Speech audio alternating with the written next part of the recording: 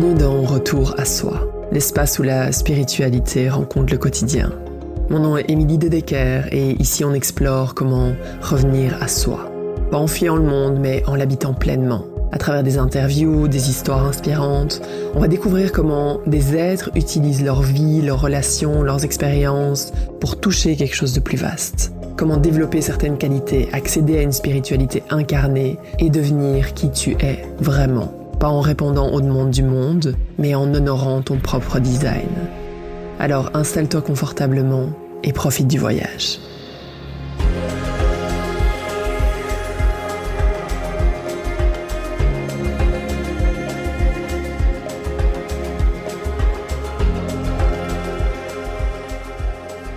Salut à toi et bienvenue dans ce tout nouvel épisode de Retour à Soi. J'espère que tu vas bien.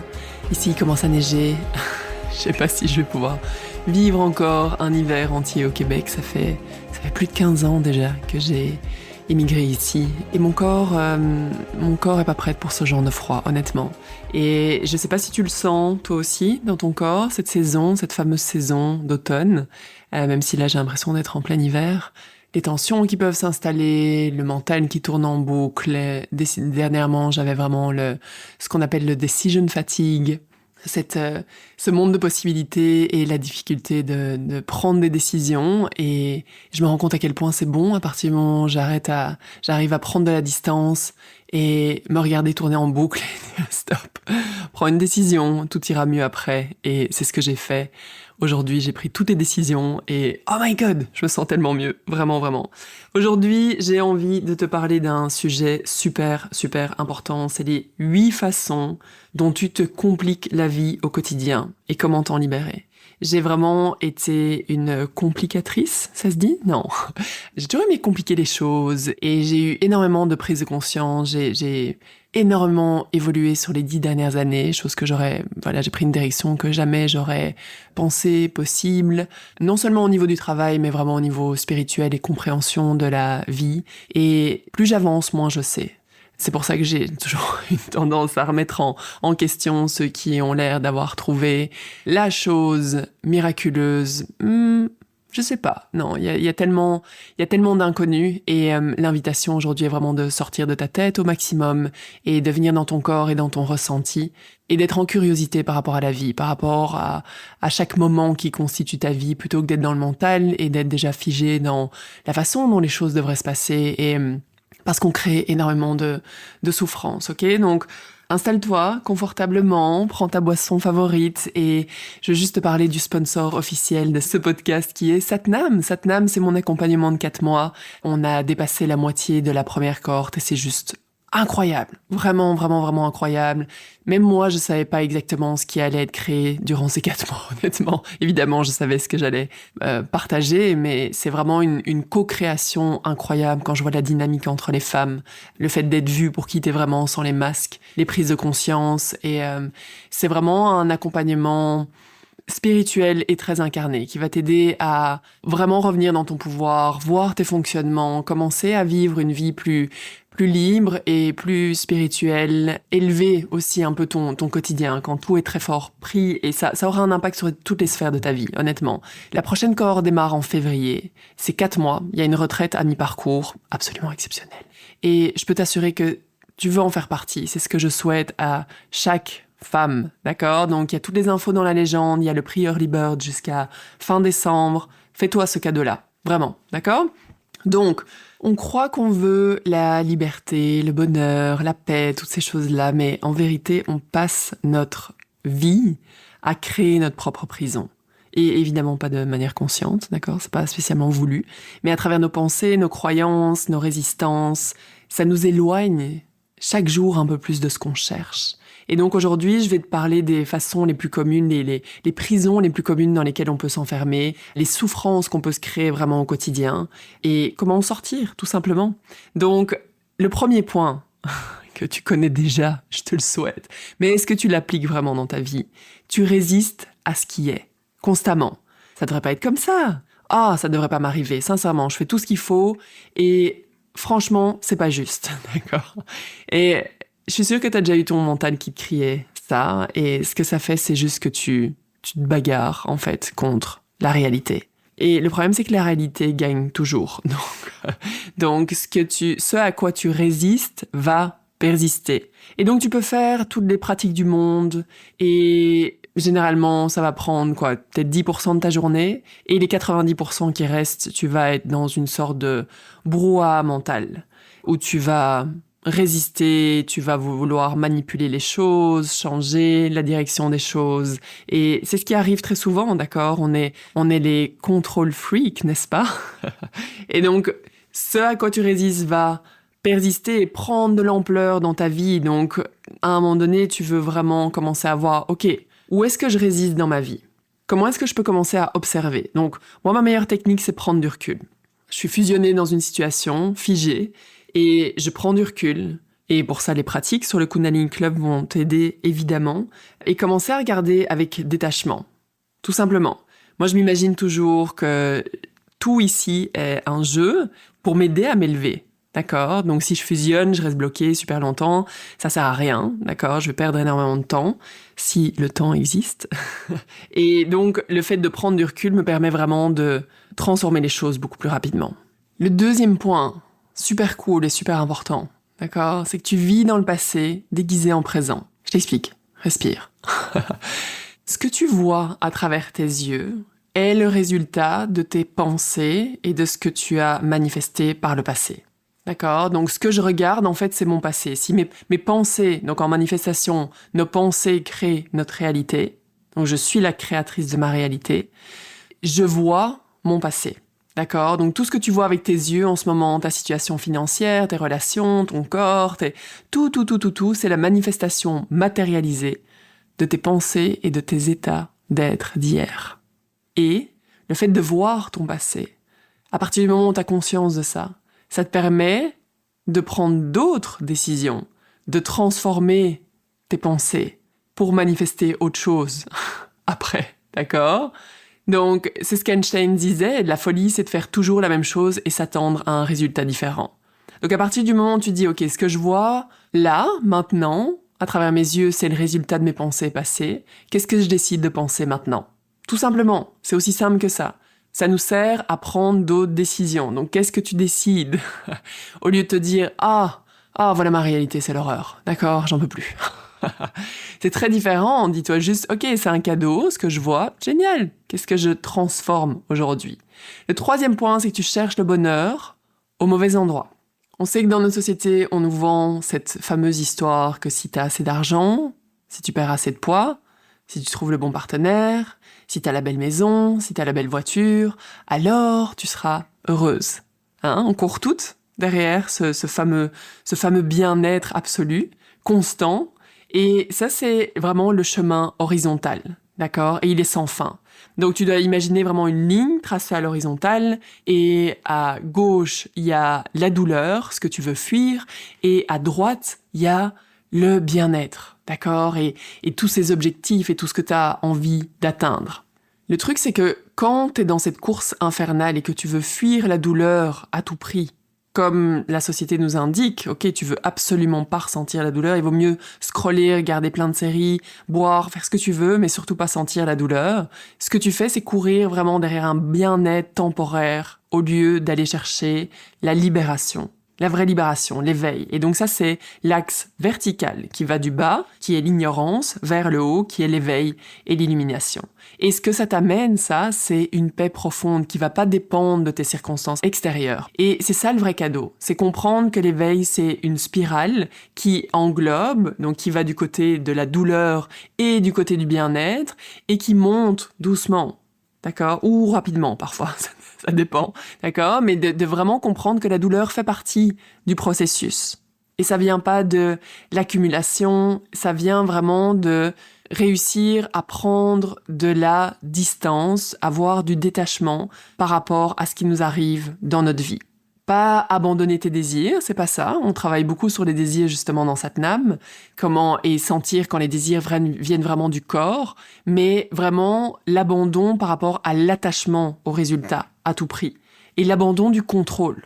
Il y a tellement de contrôle dans notre quotidien, notre mental est figé, notre corps est figé, et donc vivre de la douleur, ça veut pas dire qu'on a raté quelque chose. C'est juste un signal, c'est tout. Et la douleur est inévitable. Par contre, la souffrance a un choix. Si tu décides de nourrir ça constamment, on voit tellement de gens qui rentrent dans la souffrance, alors que la douleur, c'est juste « Ok, j'ai de la douleur, c'est un signal. Qu'est-ce que j'en fais maintenant ?» Et donc, pose-toi la question aujourd'hui, est-ce que tu cherches le confort à tout prix? Ou est-ce que tu cherches la vraie liberté? Parce que ce ne sont pas les mêmes chemins. Assure-toi de courir derrière la bonne chose, d'accord? Le 4e point, c'est ce qu'on appelle les pensées sponsorisantes.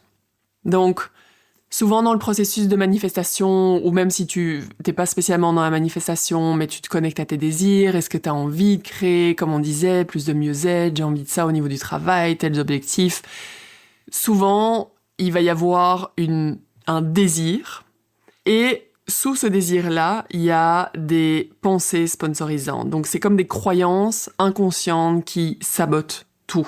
Donc, si jamais tes pensées et tes pensées sponsorisantes, donc il y a des pensées vraiment conscientes, celles que tu dis « Ok, j'ai envie de manifester ça, j'ai envie d'avoir ça dans ma vie, nanana », et que tes pensées sponsorisantes, donc qui sont en arrière-plan, sont pas coordonnées, sont pas alignées, c'est toujours la pensée sponsorisante qui gagne. D'accord? Donc par exemple, tu peux dire « Ah, j'ai envie d'attirer l'abondance ou telle somme par mois », et si ta pensée sponsorisante derrière est « L'argent c'est difficile à gagner, je suis pas assez bonne », devine qui va gagner. C'est pour ça que ce qui est vraiment important, quand tu pries par exemple, ou que tu médites, ou que tu fais ton processus, quel qu'il soit, j'imagine que tu as certaines pratiques si tu écoutes ce podcast, si jamais c'est souvent de la supplication, d'accord? « Ah, j'ai tellement envie de ça, puis j'ai tellement envie de ça, puis je veux ça, je veux ça, je veux ça. » Ce qui se passe généralement dans cette formulation-là, c'est que la pensée derrière exprime le manque et pas l'abondance. Et à partir du moment où il y a du manque, il y a la pensée de manque, l'univers te dit « Ok, manque, génial, je te donne du manque. Parfait. » Donc tu veux devenir consciente de tes pensées sponsorisantes. Qu'est-ce qui est vraiment derrière ta demande initiale? Observe ce que tu crois vraiment, pas ce que tu aimerais croire. D'accord? Commence à voir, est-ce qu'il y a des croyances qui sont derrière, et commence à devenir extrêmement consciente de tout ça, et décide de reformuler ça, de changer les choses, de demander des preuves. Moi, je demande souvent des preuves à Dieu, à l'univers. Montre-moi, d'accord? J'ai ce doute-là, montre-moi. Montre-moi qu'il y a autre chose. Je suis ouverte à tous les signes, à tout, durant la journée. Commence à jouer avec ça, d'accord? Le 5e point, c'est que tu crois que ta volonté personnelle représente tout le travail, et tout, d'accord? Oui, t'es créatrice de ta réalité. Oui, tes pensées vont créer ta vie, mais en même temps, et c'est ça le paradoxe absolu, il y a quelque chose de plus vaste. Il y a une intelligence, il y a ce que certaines appelleront la volonté cosmique, il y a Dieu, il y a un mystère qui t'invite juste à co-créer. Donc oui, j'ai mes désirs. Oui, je fais toutes les actions pour aller dans ce sens-là. Oui, je suis présente, je reste dans mon corps, je suis très très intentionnelle vraiment au quotidien. Et en même temps, je lâche complètement prise. J'ai un détachement absolu de la façon dont ça va arriver, de si ça va arriver, parce que peut-être qu'il y a quelque chose d'autre, de mieux, qui peut paraître parfois pas mieux, qui peut parfois être de la douleur, et qui va nous amener vraiment au bon endroit. Parce que c'est dans les moments de douleur, généralement, qu'on a les plus grands apprentissages. Donc quand tu t'accroches désespérément à comment les choses devraient se passer, souvent en fait tu te coupes de la magie, tu freines tout le processus de ce qui pourrait vraiment se passer. Donc ce que tu veux ici, c'est vraiment commencer à développer la confiance et la foi en quelque chose de plus grand, chose dont j'ai été déconnectée la majorité de ma vie. Et ça crée énormément de souffrance. Et d'ailleurs, on dit toujours dans toutes les pratiques de yoga, de spirituel, « Ah, surrender, surrender ». Oui, mais si tu surrender pas, à quoi est-ce que tu surrender? Tu peux pas lâcher prise en disant « Ah, ok, je suis juste complètement dans le vide. » D'accord? Tu veux surrender envers quelque chose. Donc, s'il n'y a pas la foi derrière, en une intelligence plus grande, en Dieu, en l'univers, en ce que tu veux, mais évidemment que tu n'arriveras pas à surrender. Et d'ailleurs, quand les gens viennent dans les activations de Kundalini, c'est ce qui revient le plus souvent. « Ah, j'arrive pas à surrender. » Ok, mais tu crois en quoi? Ta foi en quoi? Sinon, ça risque d'être assez compliqué. Le 6e point, on l'a déjà évoqué, d'accord? Mais je veux vraiment insister là-dessus, c'est que tu juges la douleur comme une ennemie. Et comme je disais, la douleur est inévitable. Les pertes, les ruptures, les échecs. Et le truc, c'est qu'on est vraiment conditionné pour croire que s'il y a de la douleur, automatiquement, il y a quelque chose qui va pas. C'est pour ça que j'ai déjà partagé, mais évidemment que j'ai des moments de down. Tout le monde en a. J'ai toujours aimé partager des choses parce que pour moi, c'est important que le monde sache que oui, tu peux aller très bien dans ta vie, réussir d'une certaine façon et en même temps avoir des gros moments de down. Et pour moi, c'est très très important d'être transparente par rapport à ça depuis toujours. Et en même temps, il y a des fois où j'hésite à partager parce qu'il y a toujours certaines personnes qui vont te refléter que t'as dit dans cette publication que ça allait pas, ça. Émilie, elle a l'air down là pour moi. Non, c'est juste que on est toutes hyper paradoxales. Je peux aller super mal et aller super bien en même temps. C'est pas l'un ou l'autre. Donc, vois où tu résistes, où tu luttes, où tu t'appuies-toi, plutôt que parfois juste plonger complètement dedans. Parce que c'est ce que je disais, c'est là où la douleur va vraiment devenir de la souffrance, d'accord? Donc, prends-le juste comme un messager. Quand la douleur arrive, au lieu de te dire « Ah, pourquoi moi ?» c'est juste « Ok, qu'est-ce que cette situation m'enseigne ?» C'est quoi les croyances du passé qui m'ont amené à vivre ça et à voir ça à travers mes yeux aujourd'hui?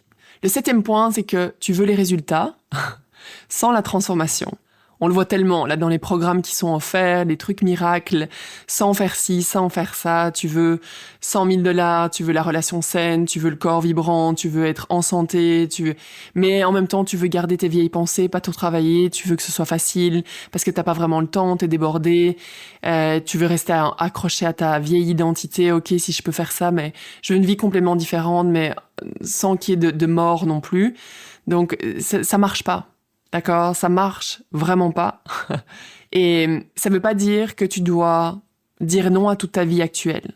Les changements vont se faire vraiment de façon subtile, mais c'est important de vivre la transformation, de plonger vraiment dans l'ombre, de plonger dans les moments où ça va pas et d'être soutenu à travers ça. C'est pour ça que Satnam existe, d'accord? C'est là où c'est merveilleux parce qu'on est ensemble et il y a quelque chose d'extrêmement rassurant de se dire « Oh my God, je suis pas la seule, d'accord? » Et on est tellement plus puissantes ensemble. Donc si tu veux une nouvelle réalité, tu dois devenir en quelque sorte une nouvelle personne et ça veut dire qu'il y a certaines parties de toi qui vont devoir mourir. Tu peux pas manifester depuis la peur, tu peux pas manifester depuis tes anciens paradigmes en essayant de rester lisse à tout prix, en n'exprimant jamais tes désirs, en s'assurant que tout le monde soit OK autour de toi. Ça fonctionne pas. Une des choses qu'on voit dans le 2e mois de Satnam, c'est justement les demandes énergétiques. Où est-ce que tu t'es oublié parce que tu es dans cette condition de good girl dans laquelle on est toutes? Et donc ça veut dire que tu es tellement déconnecté de ton corps et de ce qui se passe à l'intérieur de toi parce que tu veux tellement plaire et que tout roule pour tout le monde. Et donc ici on vient transformer les choses. Et c'est assez miraculeux, d'accord? Donc demande-toi qui est-ce que je dois devenir pour vivre la vie que j'ai vraiment envie de vivre? Pas qu'est-ce que je dois faire, mais juste qui est-ce que j'ai besoin d'être? Qui est-ce que j'ai besoin d'incarner au quotidien? Et le dernier point, c'est t'oublies que tout est déjà là. Et tu as déjà tout à l'intérieur de toi. Dans la physique quantique, tout existe déjà, toutes les possibilités sont déjà là.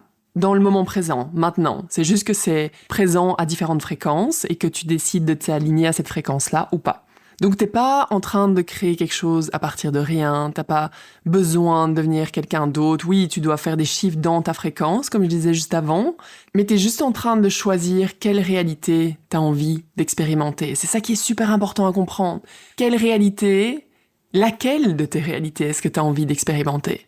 Et c'est pour ça que le détachement est super important. Donc t'es vraiment, il faut qu'il y ait une intention et en même temps d'être détaché, parce que t'as cette certitude que tout est déjà là. Il y a cette conviction. Et étudie la physique quantique, d'accord? Dans Satnam, on le fait les 2 derniers mois, justement, avec la manifestation. À partir du moment où tu comprends, ça change tout. Et donc, au lieu de dire « Ah, j'espère que ça va marcher », c'est juste de ressentir « Ok, c'est déjà là. Je suis juste en train d'observer le déroulement. » C'est cool, ça, non?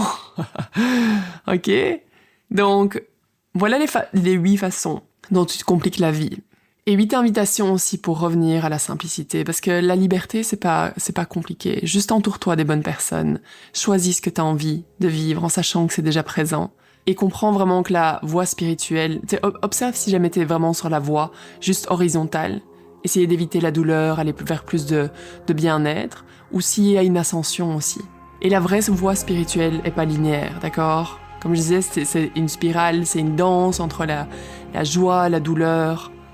Et l'objectif est vraiment juste de revenir à soi, pas de créer quelqu'un d'autre. Comment tu peux enlever toutes les couches et juste venir à qui tu es, revenir à qui tu es vraiment. Et donc plus tu vas avancer, plus tu vas te souvenir. Et plus tu vas comprendre qu'on maîtrise pas tant que ça, d'accord, de choses. Et qu'il y a beaucoup d'inconnus, et donc comment tu peux avancer avec curiosité. Et donc t'es pas ici vraiment pour éviter la douleur, t'es ici vraiment pour te libérer de la souffrance. Tout simplement. Et à partir de là, tout devient possible. C'était ça pour aujourd'hui. Viens me dire sur Instagram ou dans les commentaires comment ça résonne pour toi. Et si t'aimes ce podcast, partage-le autour de toi. Je veux qu'il aille dans plein d'oreilles. Pense à lui donner 5 étoiles. Et merci d'avoir écouté jusqu'au bout. Satnam.